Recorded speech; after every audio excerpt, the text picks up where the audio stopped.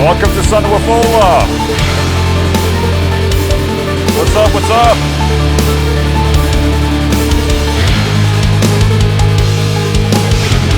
It's so fucking bright in here, man. It's all that fame, YouTube fame. That's why I need to wear my new glasses.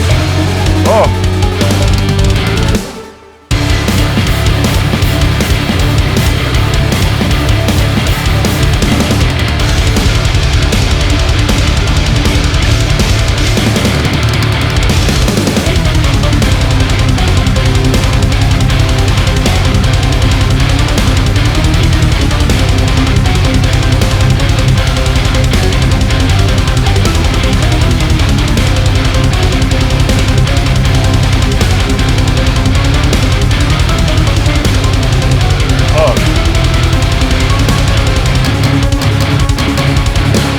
Oh my goodness!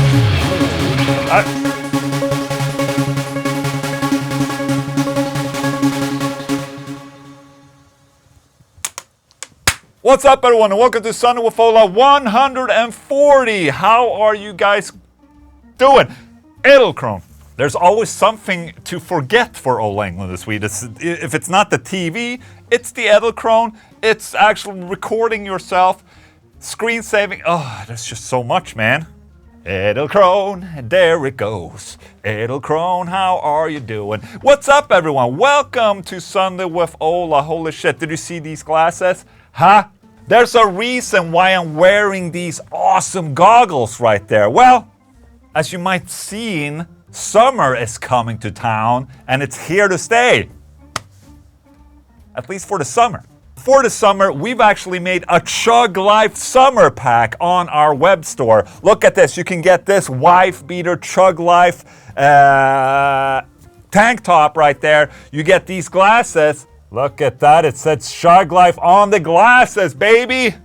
How cool. So you get a tank top. You also get this tote vinyl bag right there. It says CHUG Life.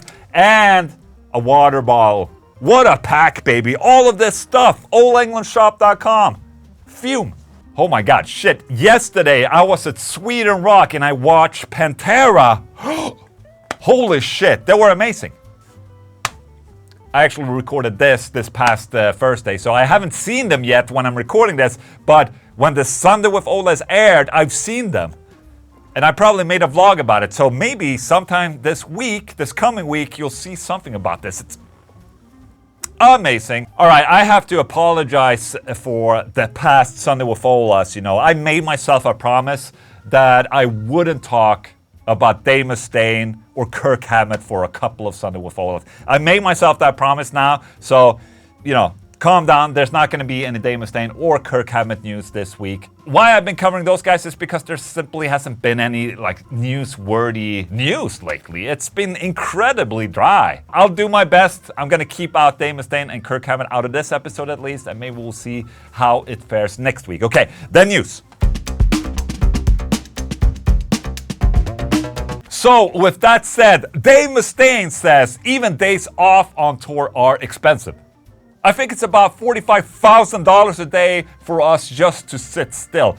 $45,000? Holy shit. But that's just sitting still. That's not doing a show. Show dates are more expensive. That's salaries, hotel rooms, insurance, everything.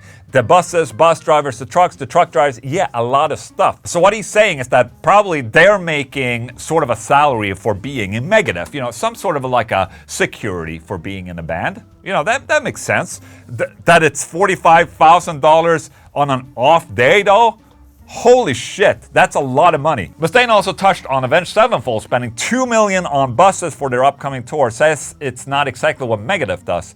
I think that it might be because his band, you know, Avenged Sevenfold, takes out more buses. For example, we take out 2. I'm sure that they probably take more than that. And I think because they're so successful that there could be, I'm not saying this, but there could be a certain people that will be more willing to give them an incentive to use their company, bus company, because of what a great promotion it would be to have those guys using a bus company. So basically saying that because of Avenged Sevenfold being a name nowadays, I mean, Megadeth, is Megadeth not a name? you know, that they're getting, collaborative work with bus companies. I don't know. If I had a brand new bus and I wanted to get popular, bands like Avenged Sevenfold would be a great band for promoting your company. Okay, so there you go. It's expensive to not tour as well, apparently. But obviously, yes, he's referring to when they're having like off days during tours, I would say. And that's just when, you know, they're lingering around, not doing anything. Obviously, there's hotel costs for the bands and the crew and all that when they're not playing, and about $45,000. Holy shit, that's a lot. And staying on topic, Archspire's Dean Lamb explains how touring cost over 150 grand before even hitting the road. They still turned a profit, by the way. This is great because now we're comparing like Megadeth, a well-established band. Archspire is also a well-established band, but definitely on a smaller scale. Archspire recently hit the road with Whitechapel and it got pretty expensive pretty quickly. Archspire guitarist Dean Lamb broke it all down in a really interesting video above, giving insight to those who might not be familiar with the world of touring. Lamb also provides a breakdown of where all the money went, which is work visa, $2,500, vehicle rental, $24,000. Okay, that's basically, you know, vans or buses or trailers or stuff like that. So that's definitely a big cost. Fuel estimate is another 8 grand. Crew is 21,000. Flights, 5 grand. Rehearsal space, $900. Lighting, 2 grand. Merchandise, 90 grand. So basically, they put a lot of effort into getting merch. And 90 grand is a lot, but obviously, you know, we're only counting the cost right here, not the revenue. Other agent fees, $7,450. So this is actually really cool of Dean to break this down like this for us to see that it's not all fun and games to go out on tour. It's not very easy. And some of these costs you have to pay up front. Some of these you have credit time, so you can actually go out on tour and you don't pay for it until, 30 days. 30 days credit time is pretty common. Like he's saying here, most are invoices, which means we had 30 days to complete the payment. We ended up only using our merch guy for the first week and switched out to sell our own stuff. We wanted to connect with our fans more during tour, so they themselves went up to the merch booth and sold merch, basically. So very admirable, but also a great way of keeping, crew costs down. The merch bill is huge, yes, but all leftover merch goes onto our online store and we benefit from that. It's actually a great system. If you have any questions, please ask away. So ending on a very awesome note for Dean Lamb, he's just basically opening up how it works for people. It's very refreshing to hear this from Dean and, an established band like Archspire. They definitely made a profit from their tour. It's just that you have to still remember that this is a lot of money for a band to put out before you actually go on tour. It would actually be really interesting hearing how much they actually made out of the tour, so you can see and, calculate a margin. What the margin is for going out on tour, basically. Cost versus revenue. All right, Kirk Hammett says he I almost got you. No, let's skip this one, okay? Did Slipknot just announce Craig Jones' replacement? What the hell is happening? What is this face right there? Holy shit. Hours before taking the stage at Nova Rock 2023 in Austria tonight, June 7th, Slipknot announced that they had parted ways with longtime programmer and keyboardist Craig Jones, or at least they announced it and then removed it from all social media. Oh, okay. In the since deleted social media post, Slipknot only commented to our fans, okay. This is an original member from 1996, and now they announced this replacement right there. And I think the Craig Jones was the Spikehead guy, right? No, I think that's and now they have a guy that looks like it's a gimp mask. I wonder why they removed the posts though. Was there a backlash? What happened? Why is it so sketchy? There is a video of this new guy. It was quite interesting. Why was it interesting? He's just standing there, man. Pineapple Corey jump scare. Holy shit. There it is. Yes. Suicide Silence guitarist Mark Heylmun is saying that gatekeeping makes scene stronger. This is an interesting input on this discussion right here. Not because gatekeeping rules, but because of the conversation it causes. Okay, my hot take is that gatekeeping makes the scene stronger, said Heylmun. I know that sounds weird, but if you don't have people talking shit and saying, this isn't this or that, you don't have the other side saying, yes it is, or f*** you for even saying that. It creates the conversation that makes scenes stronger. I've seen that since I was young, and I've been a part of that. Though if you're gonna gatekeep, don't be a dick about it. Elsewhere in the interview, Heylmun talked a little bit about Suicide Silence not quite fitting and never quite being death metal enough for the death metal crowd. We didn't look death metal enough either, and our breakdowns weren't really the things that death metal heads wanted to hear.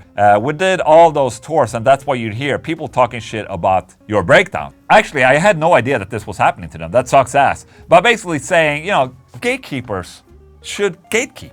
Just like, you know, trolls keep trolling. Trollers be trolling, gatekeepers be gatekeeping. This Slayer cooler keeps stuff cool and terrorizes everyone with heavy metal. Thanks, Bluetooth. Look at that thing. We poured blood, sweat, and beers. Oh my god. Skip. You know how it is. A lot of people out there, they're making fun out of Nickelback. You know, we can't deny it. There's a lot of memes of Nickelback out there. Look at this graph.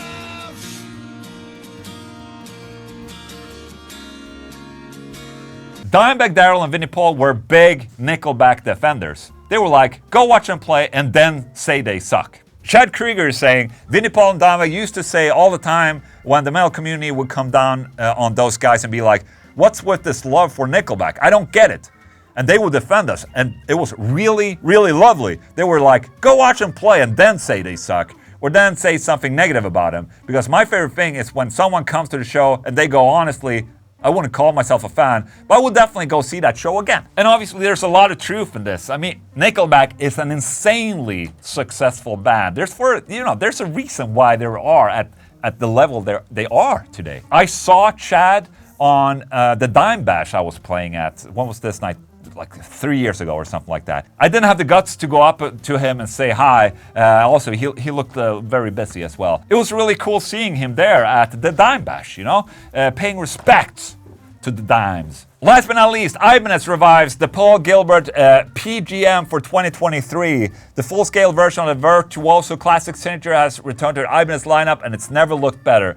You know, one of the guitars that I really, really wanted back in the day, during, like, you know, the mid-2000s, something like that, was a PGM Paul Gilbert model. It was the one that was purple with pink F-holes on it. I'll see if I can find a picture and put up here, but it was beautiful guitar. The PGM50 is the cheaper of the two and is fitted with an American basswood body and a 5-piece maple walnut neck adorned with a 22-fret rosewood fretboard with white dot inlays. Sonically, the guitar is armed with an HSS pickup configuration with Gilbert's preferred DiMarzio Air Classic humbuckers, sandwiching a DiMarzio PGM single coil. The PGM M50, which boasts a black finish with gold hardware. Look at this! That's actually sexy. Also features Goto MGT locking tuners and an F106 bridge and funky F-hole outlines. It's the sperm finish. Hello. You know, I'm personally not a fan of sperm colors, you know, because it reminds me of sperm, I guess. But I guess it's kind of like off-white. Vintage white is probably a better yeah, it's a better word instead of sperm finish. It's a little too yellow maybe for sperm, I don't know. The European retailers are listing the guitar for well over $6,000. So it's safe to say that it won't come cheap. So there you go. You can get the cool one, the black with gold, for $13.99. That's okay with a gig bag. And the off-white sperm finish for $6,000.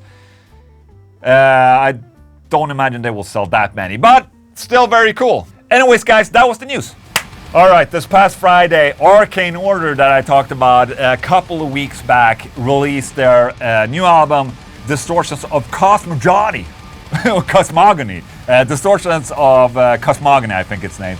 And I just want to do a little shout out to this band because I think they're insane. The album is absolutely insane. This is an album I most definitely recommend you to check out. It sounds, in my ears, very fresh. They're not reinventing the wheel or anything like that, but they just do, you know, death metal really, really good. So go check out Arcane Order. Their album, Distortion of Cosmogony, was released this past Friday, the 9th of June. Thank you.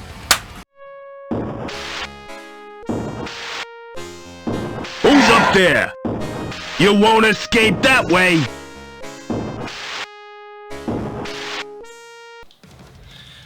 You know, I've been sitting and preparing for this Guitar Universe with John Petrucci that I'm attending in August. Truth be told, I'm slightly nervous. There's going to be all these amazing players there, and you know, and then me.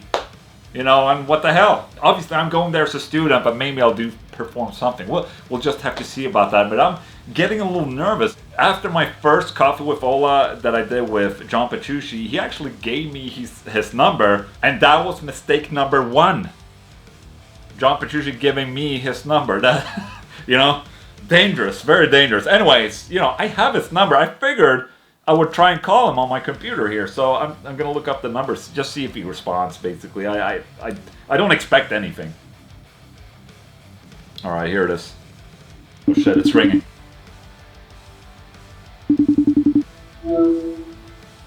Oh, holy shit! You responded. Hello, what's up? Hey. I was like, who? What is this number? Who is this guy calling me now? No, is it from IKEA? It's from Sweden. Yeah. What's up, buddy? IKEA. Hey, what's going on? Just chilling on a beautiful day, and yeah, what's happening? Glad to hear from you. What's going on? Yeah. No, I've been a little bit.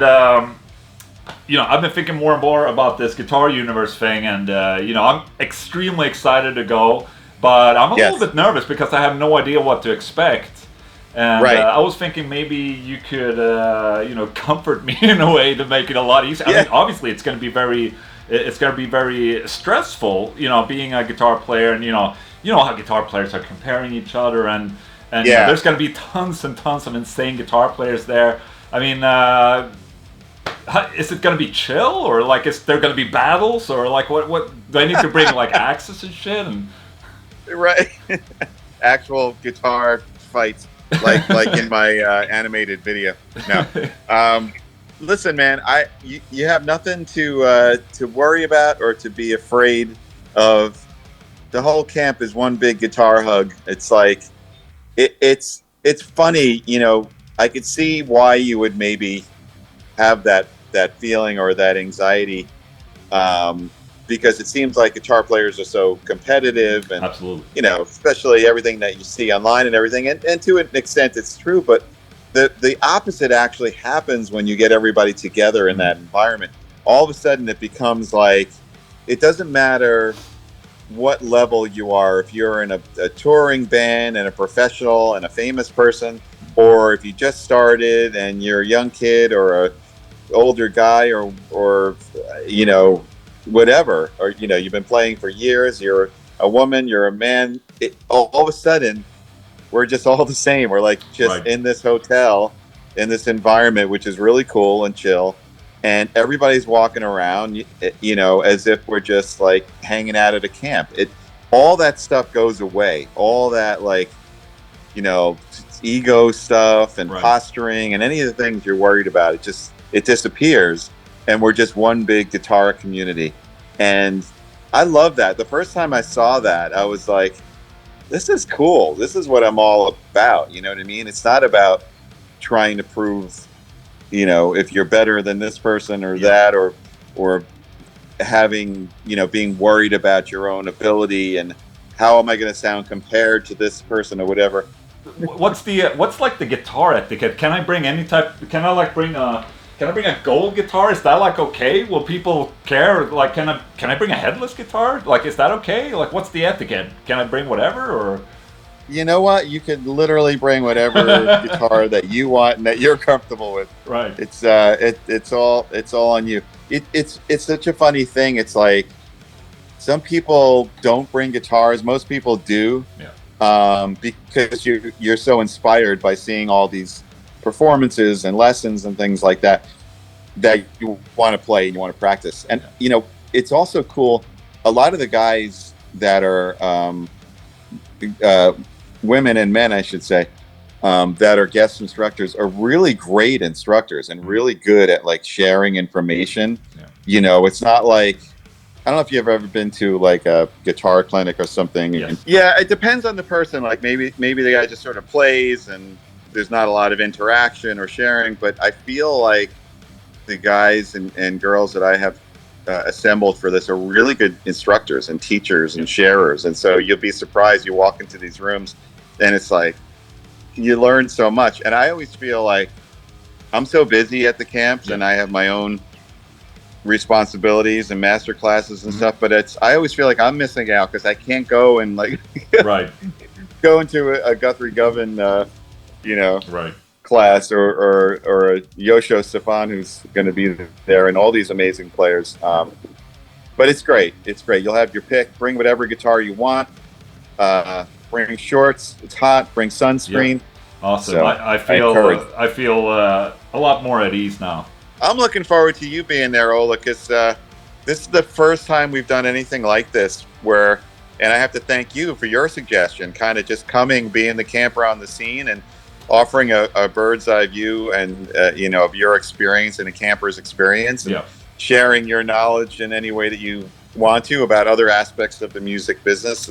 I think it's fantastic. That's so the cool. thing. I mean, I'm still like you said, I'm just another person that wants to come learn as well. So for me, it's going to be perfect to be a student. Awesome. Well, thank you so much for taking the call. I'll see you, John. Dude, I'm so excited, actually. All right. So looking forward to it. Take care. All right. See ya. Oh my God. Okay. He picked up the phone. Holy shit. I wasn't expecting that. I'm a little bit more at ease now. Seems like it's going to be a great community type thing there. From what I understand, it's probably going to be a really cool community and a cool bunch of people going there. And, I'm actually really looking forward to going there. I'm going to bring Luis. I'm going to bring a guitar. Maybe not a headless guitar, but I'll bring the golden one at least. I'm looking forward to it. It's like half vacation, half working, and half learning guitar. I want to learn guitar from some of these guys, man. I think there's still tickets to this, so you can go to guitaruniverse.com and you can get some tickets, and maybe I'll see you there. Okay, so there you go. And here's Pix. Pix doesn't care about John Petrucci or the Guitar Universe. She's like, as long as I have this little blanket right here that I can sleep on, then I'm completely fine.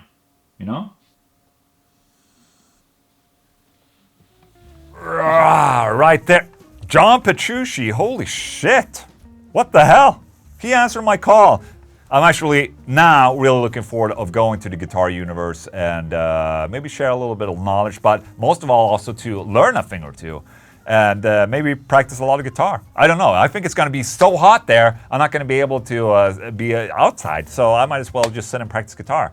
But then again, Luis won't be happy, so we're probably going to do something else as well. Anyways, guys, that was it for Sunday with Ola for today. I hope you enjoyed it. Tomorrow, there won't be a live stream on Ola Englund channel number 2. The Sunday with Ola contender live streams are taking a break for the summer, but we'll be back in August, okay? I'm not completely sure what to do with the Sunday with Ola. So I think I will make a Sunday with Ola whenever I can, and then the other Sundays where I'm not able to, I'll put up a vlog or something like that. At least there will be something, on Sundays throughout the summers. But I'm still going to do a bunch of Sunday with Olas. Don't forget the CHUG Life Summer Package from OlaEnglundShop.com. You beautiful people in the chat and Premiere, thank you so much for hanging out. Stay safe and have a great Sunday, everyone. Goodbye.